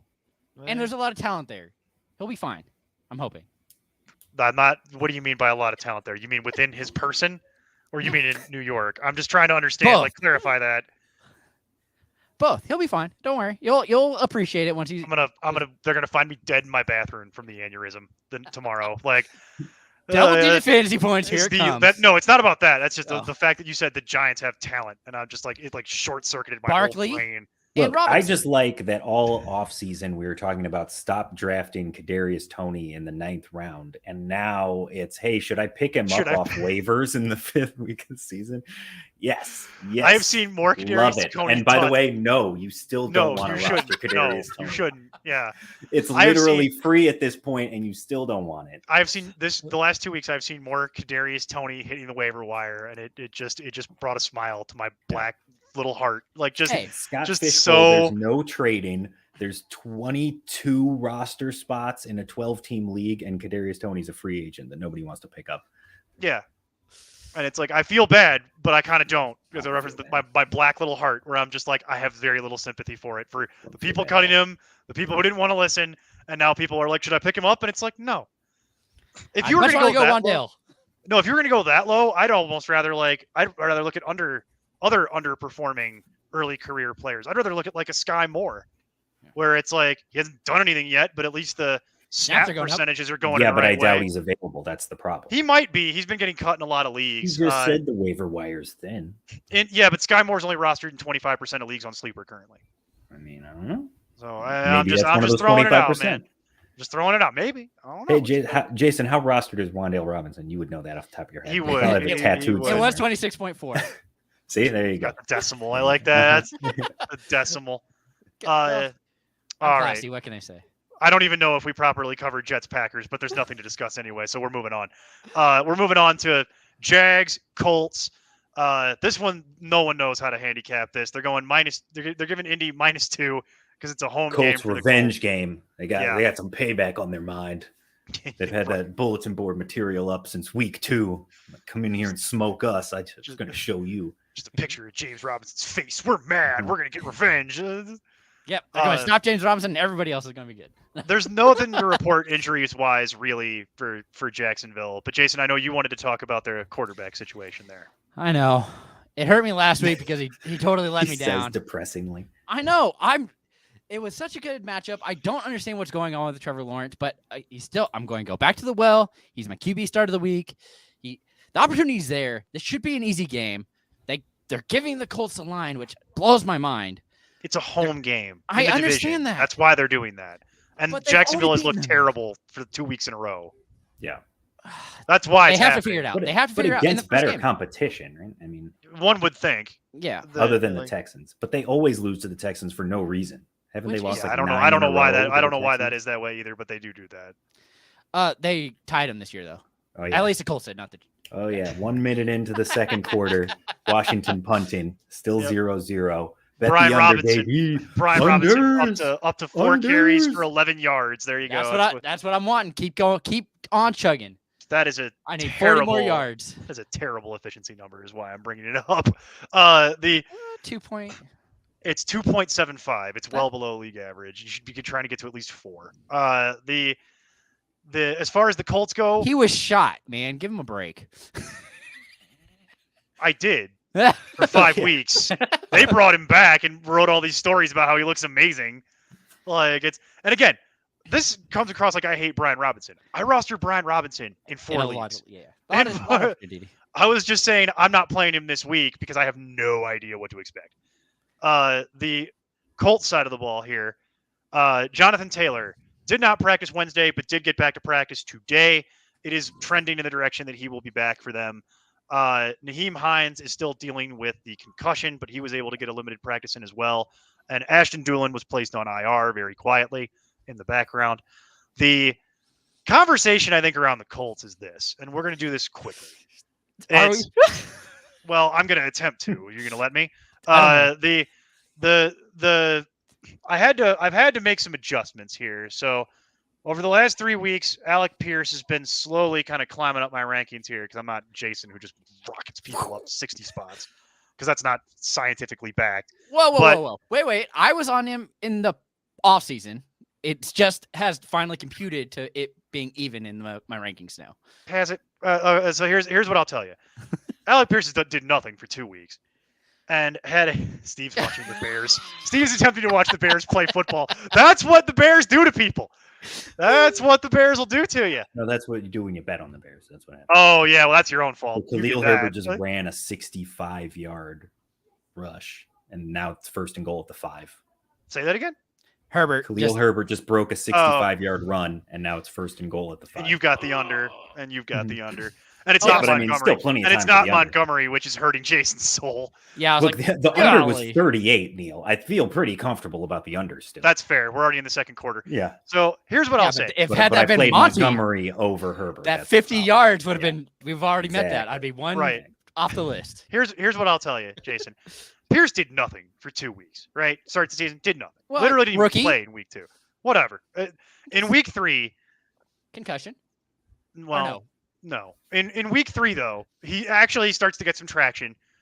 5 targets, 3 receptions, 9 fantasy points, but that's misleading because he only played 45% of the snaps, and his yards per target was 12. So he caught a couple deep shots. They got him the ball. Great. He was averaging 20 yards per catch effectively. Week 4, same story. He plays 45% of the snaps. He goes from 5 targets to 6 and catches 1 additional target. Same basic numbers, 13.3 yards per target, 20 yards per catch, 4 total receptions. That's not really much for me to want to write home about. That's why I've been having him in like the 60s, frankly. He's borderline nothing. Now, I will say, against Denver, 60% of the snaps, 8 receptions on 9 targets, 81 yards, 9 yards per target, 10 yards per catch. That's more real. That's more of a real stat line. He also had a fumble. I don't agree with you, but okay. I don't agree with that statement at all. But the issue is, and he also had the fumble. So that's the first real Alec Pierce game. And as such, I have moved him up into back-end flex territory because here's what my concerns are about this whole situation. They're going to get Taylor back. Those games where he was putting up increased usage are where Taylor got hurt and missed part of the game and then did not play in the next game. So I want to see what happens when Taylor's actually out there. That's one. The other component to this then is once we get that data point here, probably this week, what are we celebrating really? Because the issue becomes Denver made it a point to sell out to take Michael Pittman away, and they can because their secondary is good enough. Not everybody that the Colts are going to be playing here has that ability. So the question becomes this. Given that the range of outcomes here, I'd like input from both of you. What do you think is most likely to happen then? Give us this information about the increased Pierce usage. Is it something that you think is long-term sustainable? I'm going to go to Steve first, because I know what Jason's opinion already is. That's why. So do you think that's something that's long-term sustainable? But a hater. I already heard a no, so we'll just, as a point of fact, no was the answer to that. As it relates to Jonathan Taylor, is that the reason, or is it some other reason? What, that it's not sustainable? Yeah, or are you worried about Alec? Like what do you do with this information in a practical sense? So the projection and logic behind Alec Pierce and everybody else's ranking who wasn't Michael Pittman in the offseason was, if you just look at the numbers with how much they pass and even what Matt Ryan's been able to do, anyone outside of one wide receiver isn't going to be a viable option in the offense. So Alec Pierce moving up and getting more involved is great for Alec Pierce and great from the Colts from an NFL perspective, but I think it just kills both of them. And both of them end up in flex territory. They both wind up as flexes. That's where that's one of the outcomes that I see. If Alec Pierce becomes a wide receiver 2 and effectively takes Michael Pittman's role, then Pittman is not usable anymore, and he's a bench guy. Yeah, but I don't think that's going to happen. I don't either, and I don't think there's just multiple weeks where it's like what was it? A Tennessee a couple years ago with AJ Brown and Corey Davis. Yeah, 1 week one of them is a top 15 play, and the other one is outside the top 7. And literally the way I'll put numbers on it. You just don't know which is which. I'll put numbers on it. It's like 1 week, one's going to get a 10, and 1 week, one's going to get a 16, and it's going to flip-flop back and forth, and you're not going to know which one.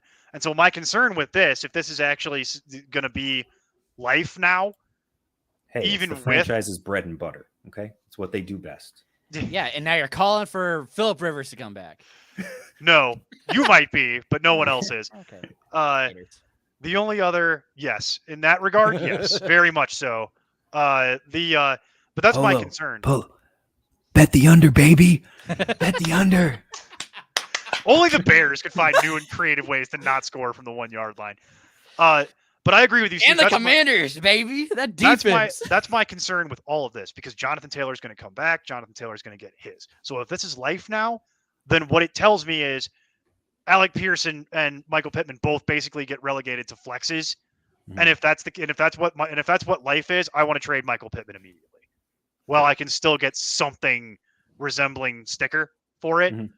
And I want to start making moves on that quickly, as in like the next week or two. You need to start making those decisions. But I'm not ready to like push the panic button fully yet. Yeah. But if that's life, that's a problem, because they can't. We agree on that. They cannot possibly sustain two. And there's another one too where I constantly we have this discussion all the time, Neil. But I'm just saying, never take anything away from division games, because they're always so weird, and teams always change what they're comfortable with, because if you do the same thing over and over twice a year, you're going to get stopped on it. Case in point, week 2, you get blown out by Jacksonville, which, as if that wasn't weird enough, them getting blown out by Jacksonville 24-0. You're in a game where you have no Michael Pittman, you have no Alec Pierce, so you're missing your top 2 receivers, and Jonathan Taylor is there and healthy, and you run the ball 9 times. Right. Again, part of that was game script, but you didn't even get him involved in the passing game. Like, you had 30 pass attempts, and only one of them was Jonathan Taylor, your best offensive player at any position, and you're just not utilizing him at all. That's Frank Reich. And that's division football. That's what happens. So I'm taking nothing away from that game, even though it was just a couple weeks ago coming into this. And I'm just playing my guys like I normally would on either one of these teams. Yeah. And the other reason, by the way, why we've been saying they can't support 2 wide receivers, because they don't throw enough passes, it has to do with the idea that the tight ends also get theirs in this offense, particularly in the red zone. Mm-hmm. Yeah. So it's particularly on red zone targets, though. They love going. They don't throw it to Mo Alley Cox in the middle of the field, but they do when they get in close. So it's not an ideal situation. And Jason, I will throw it to you here before we move on expeditiously. Do you want to go on some sort of Alec Pierce to the moon trade Michael Pittman rant? No, but I mean, if you're looking at a cheap option that's easily going to be a flex probably the rest of the year, that's the whole reason I'm picking up Alec Pierce. I expect him to be a flex no matter what. I expect him to eat, since Doolin's not going to be there, he's going to eat those targets. Paris Campbell hasn't done anything. He's going to eat those targets. And of course, if he gets in the end zone because, they decide that they're actually going to cover the tight ends in the end zone, great. All right. Yeah, that's actually fair enough. So we're actually closer. Just to put a bow on it, Neil, you mentioned week 3 with Pierce, effectively starting finally and shifting that direction. So since then, the last 3 games, Michael Pittman, 21.3% target share, Alec Pierce, 18.5%. No one else on that team above 10. And in that same time, PPR scoring, Alec Pierce, wide receiver 25, Michael Pittman, wide receiver 36.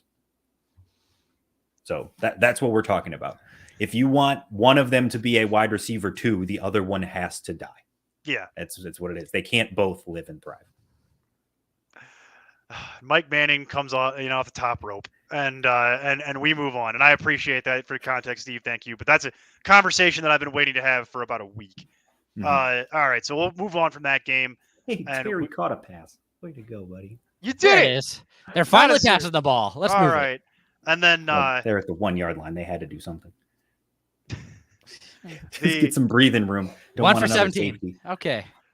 Although somebody did say that Washington was going to win 2-0, and that would have been amazing. Really it still might. It still. It would have been keep hope wrong alive. End zone, but we'll see. Vikings at Dolphins. They're actually giving the Vikings -3 on the road, probably due to the quarterback situation. Yeah, you will have all of your normal Vikings, such as they are. But Jason, you have something to say about the tight end situation. Yeah, I'm clearly missing something, because my set of the week is definitely going to be tight end or Smith. Is Thielen just not a thing anymore? What are they doing here? Thielen's been playing fine. I'm not really sure. I know, but why? Everybody has him as a top 12 in the ECR, and Smith has been okay because he's seeing decent targets, I guess. But Oh, they have Irv And- Smith. Irv Smith. Sorry, you confused. I'm Adam like, no, they Thielen is don't. a top 12 in the Adam ECR. Thielen's wide receiver 30 Yeah. in like the ECR. Like, So, but they have Irv Smith I as get a what top you're saying 12 in the ECR, and I'm that just blows my following you. mind. I'm following now, you. yeah. You just merged like two sentences yeah, together. I'm and following you realized That's again. because I that's got how my you. brain works. But Yeah. and again, his best week was week 2 versus the Eagles, which not super surprising because I'm pretty sure that was the game that Jefferson completely disappeared because they took him away and just made him absolutely useless. So they had to throw to somebody. I just don't see any world that Irv Smith is a top 12 unless he finds the end zone twice. I think it's just name, right? It's just name. He also wouldn't need to find it twice because that's how I think it's a function of how bad tight end is, except for like Correct. 2 guys, maybe Taysom 3 if you want Hill, to count. yeah. I wasn't even counting Taysom Hill in that, Oh. but I was about to say Top maybe 3 tight end. 3, maybe 3, but it's that bad. That's how bad tight end is right now. It's that But bad. it's like Hawkinson had a monster game a couple weeks ago. So over the last 3 weeks, Kelsey, obviously you have to remove the anomaly for Hill, Andrews, and then that one monster game for Hawkinson. So you've got David Njoku, who's averaging 16.1 points a game. My man. Then Dallas Goedert at 13.8, Tyler Higbee at 13, Zach Ertz at 12.5, Hayden Hurst at 10, Will Dissly 10, Mo Alley Cox 10, Robert Tonyan 8.7, Pitts 8.6, Brait 8.6, Freiermuth 8.3. It's just you're talking about guys that have caught a touchdown, or if you're Kyle Pitts, have volume and haven't gotten the end zone. It's a lot of junk at tight So end. that's why I guess Irv Smith is just in that top 12 because they're playing the Dolphins, so maybe he falls in the end zone. That's what But I think it is. Once you're out of the top 3 or 4 guys at tight end, it's just who do you think falls in the end zone this week? And I guess there's just more people betting on Irv Smith. Well, for what it's worth, the Dolphins haven't been good against tight end so far this year, so I think that's part of the guess. It's bad, man. It's really bad. Like it's so, but Jason's not recommending it, and I can see why. So as far as the Dolphins go, Tua's already been ruled out for Sunday, so don't worry about that. Though. That's nice. We'll see him in 2 more weeks probably, maybe 1 more. Well, if he gets lucky. Teddy Bridgewater is still being dealt with as though he has a concussion. He is not playing in this game. So it's looking like you're going to have right now, the way the wind is blowing is you will have the 3rd string quarterback playing for the Dolphins as the starter. And oh boy. In positive news, Tyreek Hill, who was in a walking boot after the end of the game last Sunday, has been practicing in full all week. Figure it out. I can't. I don't know. Doesn't make any sense to me, but sure. That's what's going on. And Really good pain meds. That's what that is. Really good pain meds. I'd like to point out that we have no knowledge of this here at ImportantNonsense.com, and any comments about slander should be directed directly to @thatffnerd. We have no knowledge around that at all. Disclaimer. Yep, and I have to. You work with Jason. You gotta know. And the final note for the Dolphins: Raheem Mostert did not practice on Wednesday. Was back on Thursday, likely looking like he's going to play. He said he was going to play. We'll see. I don't trust the players when they say I already said don't cur. Yeah. Don't cur. Bengals at Saints. Saints getting -1.5 on the road. Not sure exactly why they're doing that, but other way. Cincinnati's get 1.5. that's what I said. Oh, did I say Saints? I'm sorry, I meant Bengals. Yeah. Cincinnati. Yeah, Cincinnati getting -1.5 on the road. That's pretty interesting given how they've been playing. T. Higgins is going to try to play through a sprained ankle. I don't buy it. I don't buy that he's going to be out there on Sunday, and even if he is, I don't really want to start him. Saw what that did for you last week.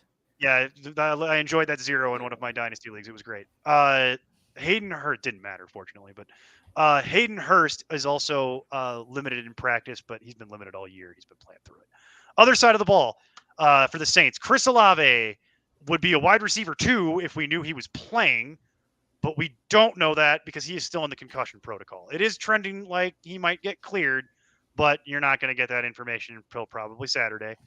And then the only other they've done some RB shuffling, but I'm not really going to waste anyone's time with that. The only things that you should note is Michael Thomas is still not practicing, not great, and Jarvis Landry is still also not really practicing. But they did get Jameis Winston back on Thursday, so wait and see. I'm dubious that that either Michael Thomas or Landry will be available for the game, and we'll see what if Olave can get cleared through the new protocol. Jason, you wanted to say something about the Saints defense. Yep. And again, we're going back to the well because I'm still sitting the Saints defense. Not good. That's not fair to say. They've been fine, but they aren't putting up the numbers that you expect from a defense that you're expecting to be in the top 12. Just not happening. Best finishes has been 6 fantasy points, and that's not going to be a top 12 defense. And in a game where you're looking at a Bengals team that has a high-powered offense potentially, it's just not worth it to me to even try and roll out the Saints this week. Yep. All right. Ravens at Giants. The odds makers are not scared. Sorry, I don't want to linger on that too long. I will say that I've got that one kind of circled internally for myself. Don't be surprised if Cincinnati just completely blows them out. If that game's over in the second quarter, like a prove-it game, shocked. I could see it. Yeah, that like their schedule's just been so hard the first half of the season, and the Saints' schedule's been in, and they're both 2-3. Right. And when you watch the film, it's like, wow, Cincinnati's really competing with these good teams, and it's like the Saints are really letting these teams just hang around on them and lose games that they should be winning. And it's they're both 2-3, but it's a totally different story how they've gotten there. So if they end up blowing them out, I'm not going to be shocked. Go ahead. Sorry. No, you're fine. Ravens, Giants, odds makers aren't scared. They're giving Baltimore -5 despite the success of the Giants over the last couple weeks. I do want to shout out our friends at the Action Network, who are one of my follows online for betting information. They have released a new thing called their luck standings, effectively like how teams have fared. I know where this is going. How teams have fared compared to historically, like in this situation, expected points in these scenarios. So basically how good or how bad you do against points, just how good you are. And the Giants far and away easily number 1 luckiest team so far through the first 5. Okay, that makes a lot of sense. Not even close. On the Ravens side of the ball, Rashad Bateman might be back this week, but he didn't practice again today with the foot injury. I don't really see the point in rushing him back. So I would have a backup plan, which you were already doing anyway. And then, Jason, I know you have many, many notes about the Ravens. Well, not super, but, again, we talked about it. But RB set of the week, J.K. Dobbins. I can't buy into it. Giants actually have a decent run defense. It's top 12 when you actually adjust it to their competition.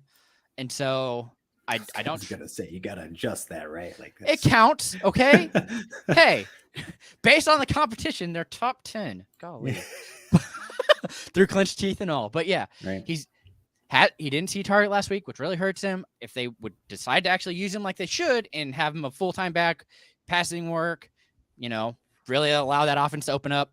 Nope, not how they do it. They prefer to just run him between the tackles for some stupid reason. Pissed me off. But again, it's whatever. I don't want to start. It's not wrong. I watched that game. Not wrong. I watched that. It was good. It was the helmet catch. But again, it's just I can't trust myself into playing J.K. Dobbins. He is at best a flex, and I just there's no way I see him having that much success. However, you go into my start of the week on wide receiver and Devin Duvernay because of the fact that Bateman is dealing with that foot and has Duvernay only 1 week that he hasn't hit double digits in PPR. That's a thing of beauty. Has a great target share, going over 50 yards consistently. So you're already getting 5 points there. And if he can continue to see all the targets with Bateman out, works out great. Well, outside of Andrews, of course, because that's the only person that matters. All right. Giants side of the ball, there really isn't anything to super worry about. Saquon's going to play, and that's what you care about. So we already covered Wan'Dale Robinson 3 times, Jason. I'm not doing it a 4th. The Bucks at Steelers. Bucks -8 on the road. Russell Gage returns to practice on Thursday. Chris Godwin had a rest day on Wednesday, but did practice today. Julio Jones has missed practice basically forever. Yeah. Julio Jones, there's still also too old. Well, I don't know about that, but he definitely is. They've already put out a statement saying that saying that they're not going to rush Julio Jones back. They're hoping to keep him healthy for later on in the season. So Julio Jones is not really a fantasy thing at the moment. And frankly, the only thing that I feel like, what can you trust? It's Mike Evans, Chris Leonard Godwin, Fournette to a certain extent, Chris Godwin. You know who you're starting. PPR monster. Yeah, you probably weren't starting Russell Gage anyway. But Jason, because I know you love your random tight end facts, go ahead, fire it up, get the tight end machine going. No, it's not necessarily that, but I don't care which one it is. Cameron Brate is potentially playing. We'll see. But if it's not K. Dotton, clearly the past 2 games, you've seen it. Get out of here. It's not wrong. But, past 2 weeks, you had Brate 2 weeks ago, 6 targets, got 5. The Super Bowls of Aaron Rodgers. I'm just saying. 52 yards. And we do. That's right, Pedrito. Dang You got it, buddy. Get it right. There it is. For as low as $1 a month, we will answer $1 all your in Discord, questions in baby. real time $1. on Discord. And we will gladly give you a bunch of advice, whether you want it or not, or if you listen to it or not. We're a bunch of idiots in there. It's completely fun. Just come and join us. That's all we want. Free for all in there at the moment. Well, we're not in it. That's part of the issue. I'm in there every night. I don't know what you're talking about. I just can't be on during the day. Well, right now we're clearly not in. That's fair. But again, we're looking at tight end, K. Dotton, Cameron Brate, past 2 weeks.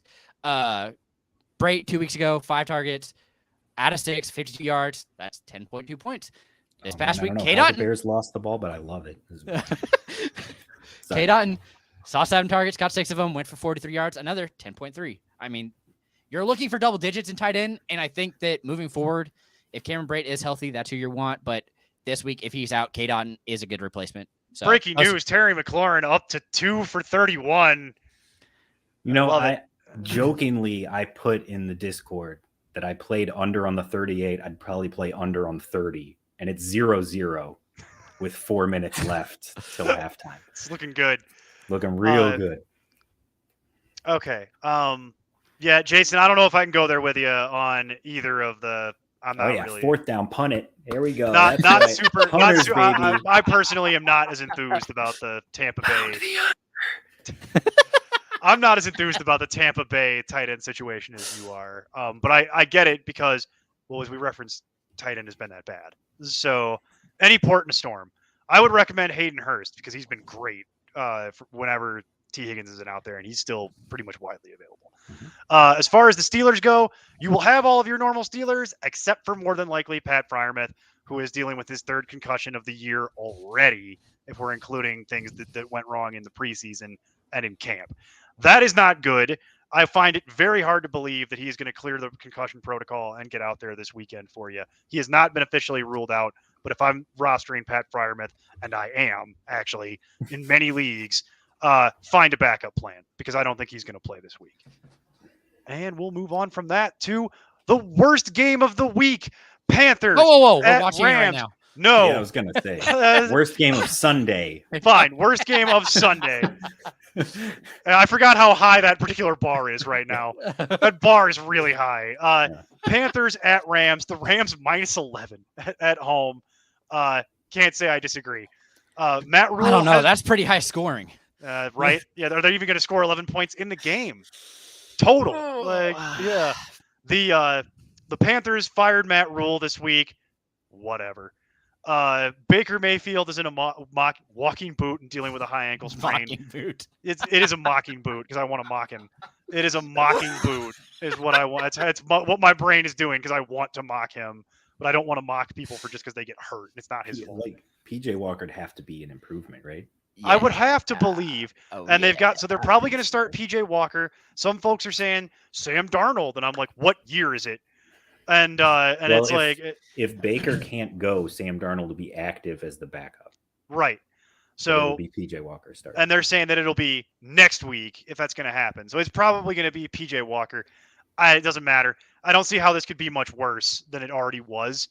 And if you want to fire up your Robbie Anderson, baby. No, I would not do that. I would not do that. Deep ball's coming. Here it is. I would not do that. But I will say, fire up any of these maybe guys. the only Panther worth rostering, and I said rostering, is CMC. Yeah, that's right. Wow, All the that's DJ a Moore hot people. take. Yeah, you can cut DJ Moore. It's fine. I'm good with it. Like, That is a hot take. done with it. I So get being it's done with it, but I definitely wouldn't cut him. Yeah, I'd that's still risky. roster him. Yeah. all right. Fair enough. I'm not interested. He's too talented.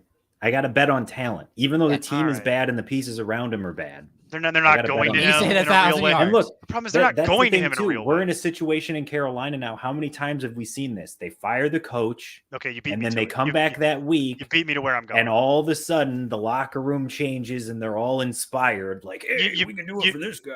You beat me to where I was going there, which is if there was ever a week that you thought about starting your Panthers, it's this week But the because they matchup- just fired their coach, and you might get lucky. You might catch lightning in a bottle. And as far as the Rams go, there's nothing to report. You'll have all your Rams, such as they matter. Cooper Kupp. Yeah, Khalil Herbert running 20 yards sideways for a gain of 1. That's what I like to see.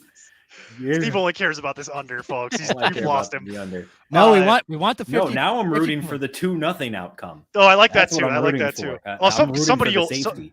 Somebody also will hit that and win like $100,000. It'd be a really cool story. Still need them both to hit 50 yards. That's all I Well, care about.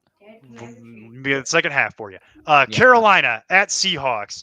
The odds makers are giving the Cardinals Nope. -3 Try again. on the road. Try again. Is the other Not way? Carolina. I'm We I'm just did losing- Carolina. I'm losing steam. Did I say Carolina? I meant Cardinals. Arizona Cardinals at Seattle There you Seahawks. go. Odds makers are giving the Cardinals -3 on the road. There you go. There's not much really here to report injury wise, but quickly, James Conner is dealing with a rib injury. We mentioned it previously. It's almost certain he's not playing this week. Darrell Williams has sprained his knee. He is also out this week. It will be the Eno Benjamin experience. Much worse than the Jimi Hendrix experience. And then on the other side of the ball, Jason, I don't care that they're hurt. It makes no difference to me. They'd have to have you kicking out there for me to want to report it. Like that'd be entertaining. The Seahawks Couldn't side do of the ball. worse. Seahawks side of the ball. Pour one out for Rashad Penny. I do not like reading this report. We do not have any ill will towards Rashad Penny on this show or at this site, and it is unfortunate that he has once again picked up a season-ending injury, and boy, that's rough. It's just really rough. On a prove-it deal. Golly. On a man. prove-it Great. deal. Yep, this is why we also don't recommend prove-it deals. Don't do that. Not a good idea. Because our agency advice is The highly agent's sought after. still not taking our advice. Yeah, on our that. agency advice That's is what it is. highly sought after on Twitter. And the other part of it then is all this really does for me. Ken Walker becomes like a borderline RB2. That's pretty much what it is. We'll see if he can handle the role. I know, Steve, you don't like Ken Walker very much because he can't catch, or at least historically has not shown the ability to. DJ Dallas. DJ Dallas. Damn. Another one. Another one.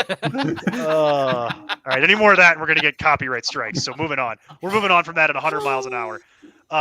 No, DJ Dallas is the third down back. So 100%. He is.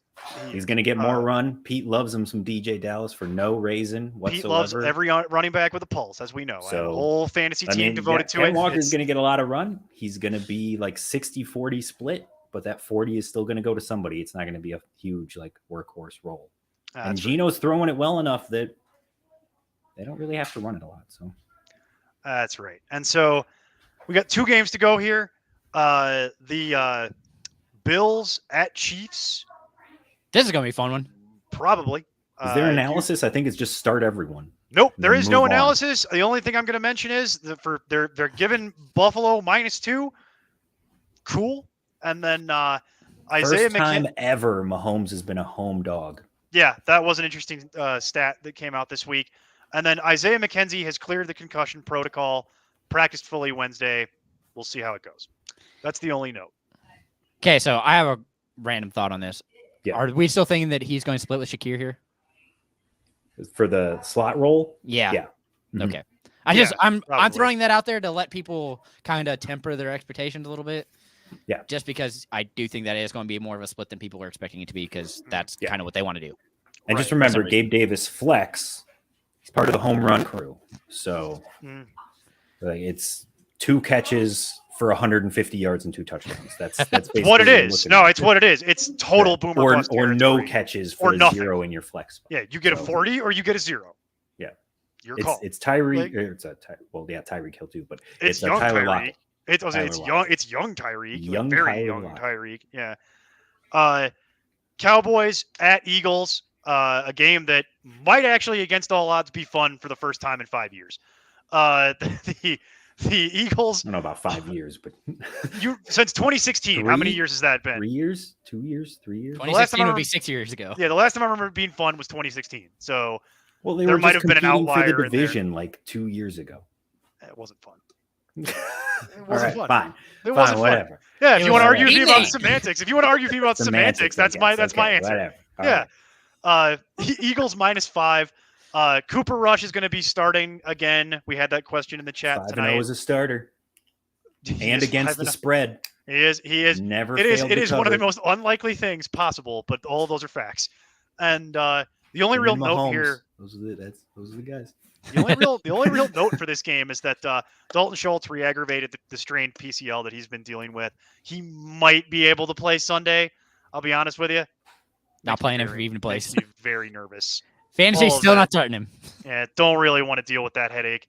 And that game might actually be super fun. I'm looking forward to it. And then what I'm not looking forward to is the Monday Night Football game. Broncos at Chargers. Chargers -5.5, should be higher. Soon to be fired Nathaniel Hackett believes Russell Wilson will be able to play this week. Enjoy that job while you have it, Nathaniel. It won't be much longer, given what the general temperature of where I live. Good luck, buddy. Maybe Elway will hire you to sell cars. I don't know, but it ain't going to be coaching this team for much longer the way you're going. And I know, Jason. Jason, you want to give your super chalk sit of the week here? This is my favorite note. Go ahead, do it. You know it's the QB Russell Wilson, man. It's against my team, which hasn't looked great, but you know what? You know what they're really not great at? Stopping the run. So I don't expect Wilson to have to throw a lot, and if he does, it's not going to be anything that you want. I'm expecting them to run it down our throat like expected. Best matchup this year has been against the Raiders, where Wilson put up 27 fantasy points. I just don't see that happening. So it's, oh man, I'm just so worried. I just learned this week that a torn lat makes you go blind. That's Yep. amazing. It's fascinating how that idea. works. Yeah, it's I didn't know that either. Wide open players everywhere. Yeah. No, it's amazing. I didn't realize that was possible, and I also didn't realize that someone could be that bad at calling plays and be a professional head coach. And I should have noticed it because Chip Kelly coached in the NFL Forever. So it's me not remembering history for a minute there, and it's like I cannot wrap my head around the play calling. It just does not make any sense to me. It's not even the play calling. It's just the lack of adjusting. Yeah. It's like seeing this isn't working and then refusing to change out of it. Well, it's also I'm smarter than everybody. It's also if you can't run for if you need to run for 1 yard and you can't run for 1 yard, you are useless. Utterly useless. You got to be able to do that. And then it's like the whole decision making tree that flows from there is what I'm struggling with. Like, no reason to be passing that ball whatsoever. But the final note for today, and then we're gonna start wrapping her up here, because we got all the degenerate gamblers piling in behind us. We got to get the halftime crew in. Yeah, here. we got to get the halftime crew. It's nice that they're rushing through this game for us, but it also kind of shortened up the show a little. It does, but actually we're finishing up. And I've pretty distracted you a lot. So. I know, but actually we're finishing up at the perfect time because I will be sitting in with the degenerate gamblers tonight. I am looking excellent forward to it. Yeah, I am looking forward to that. It will be fun. So, final note: Keenan Allen still nursing a soft tissue with the hamstring, and they are being patient. But critically, for the first time since the injury happened, he did get in a limited practice. Good news, but again, it's tough. Any Allen owner, I'm feeling that pain with you. We're getting a lot of questions, both trading away and trading for Keenan Allen, because we're getting to that point. You should be able to buy him very cheaply at this point. And that is one of the appealing things about it is if somebody is that frustrated and their team is that bad that they're willing to take the discount. I've heard worse ideas. Right. Yep. I've heard worse ideas than picking up Keenan Allen. Especially if I'm 5-0, 4-1. That's what I'm saying. If I can get Keenan Allen to pad my roster for later in the year. If I'm a good team and the person rostering Keenan Allen is like 1-4, which they probably are, and I can get it for a discount, I'm doing that. I'm absolutely doing that. On that same point, are you selling Mike Williamson? I'm not a Mike Williams guy, and I never Well, have. but been. he's scoring Like, well. I mean, yeah, he's he had- has. He has. that's the whole my whole thought process there is I'm like, Mike Williams doing well. We went through this the first half of last year when Mike Williams was like wide receiver 8 or something Yeah, the first so- 10, and then finished the year total wide receiver Honestly- 36, and that was with the giant start to the season. Yeah, it's so- like honestly, I'd be trying to do that anyway. Even if Allen wasn't on the team, I'd be probably trying to cash in Mike Williams for a max value, something that I believe in more. But that's my personal opinion on Mike Williams in general. I don't want to deal with fair that. enough. Fair enough. I don't like understand dealing why they're with- saying it. So this is a whole other issue. It's but- like dealing with young Tyler Lockett for the second time. We'll reference young Tyler Lockett. Like it's. except for I he's don't want to bigger? deal with it. Significantly bigger. I But feel yeah, I like the don't- dude's a little bit taller. I don't want yeah. to. What on our way out here, Steve? What are you laughing at over there? They're at the 50. The Washington is they're at the Bears 40, and he just hit Curtis Samuel in the hands in the end zone, dropped for a touchdown. Oh, So still 0-0 with about a minute 30 left. Well, my dynasty roster Amazing. thanks you, Curtis. Thank you for not doing that to me because I am of course playing against Curtis Samuel this week. right in the hands. Beautiful. Love to see Go right Love back to to Terry see McLaurin. Go Smash same play, Terry McLaurin. And yes, smash the under. The More only way importantly- they gained yards on this is Bears penalties. Oh, there's a 20-yard run for McKissick. There you go, Jason. He finally touched the ball. No. He did it. Not Brian Robinson, critically. I know. Yeah, but he was hyping up McKissick on the Monday show, so That's he's going to be correct. right either way. Yeah. Yeah, yes, I'm yeah, working oh, either I way. forgot. I forgot about that. It's called. It was from It's Always Sunny in Philadelphia. It's called hedging my bets. Yeah. I'm playing all sides, so that way I never lose. Like, Oh, Big second run. carry of the game, 4 yards. So yeah. he's up By 2 for the way, 20 for coming into the McKissick. half Brian here, Robinson 7 for 19. you beat me to it. 7 for 19, 2.7 So yards. McKissick per now the carry. leading rusher. on the looking team good. after 2 carries. They are now officially in the red zone, though. Come Anyway, on, TD. We'll, But hey, more importantly, shop.importantnonsense.com. We actually have an awesome little Tumblr that has this logo on it and our Mhm. logo. So we set a also have plug. spooky shirts. Get your spooky season shirt. Get them in now Mine- before the holiday. Quick. Mine is supposed to arrive sometime this weekend, so looking Spooky. forward to that. All right. Well, we got to get out of here so that all the degenerate gambling can start, and we're hitting halftime here. So, ladies and gentlemen, enjoy the second half. That is not the right word. Tolerate the second half of the Thursday night football game. Smash the under as we go around the horn. Jason, any parting thoughts, and where can the people find you? That FF nerd everywhere. Outside of that, I don't want to watch this game, so I'll see you guys Sunday. Starts it 8 to noon. I'm just saying, I do Twitter space. Hop on, talk to me. Yeah, And do if that. either of you guys want to come on, I know it's a long I like to time sleep period. in. It's a long. You can come in towards the end, but I'm there from 8 to 12. So All right. Steve, where can the people find you, and any final thoughts? At nonsense_Steve, and especially That's patreon.com/important nonsense. Come join us in the Discord. Give us all your questions in there, especially the trades. It's so much easier when you give us the background information of your league to help you with those Like, trades. Especially if it's a redraft. screenshots of your team and the other team. That's Yeah. invaluable. 100% better. Really helps if I can get both rosters under one pane of glass to really answer your question. Yeah. And I am, of course, Neil Smith at nonsense_Neil. I will also point out that that is the best way to find me, even though I am on Twitter. But yeah, if you want to get access to me immediately, join us on Discord, patreon.com/important nonsense. Wow. We're on there. We're on there every day. Same deal. Just hit McLaurin right Yep. between the numbers in the chest. Hit the ground. Of course. my god. I needed that. That would have been great. 4th Anyway, and 6. Here comes the field goal crew. fabulous. That sounds about right.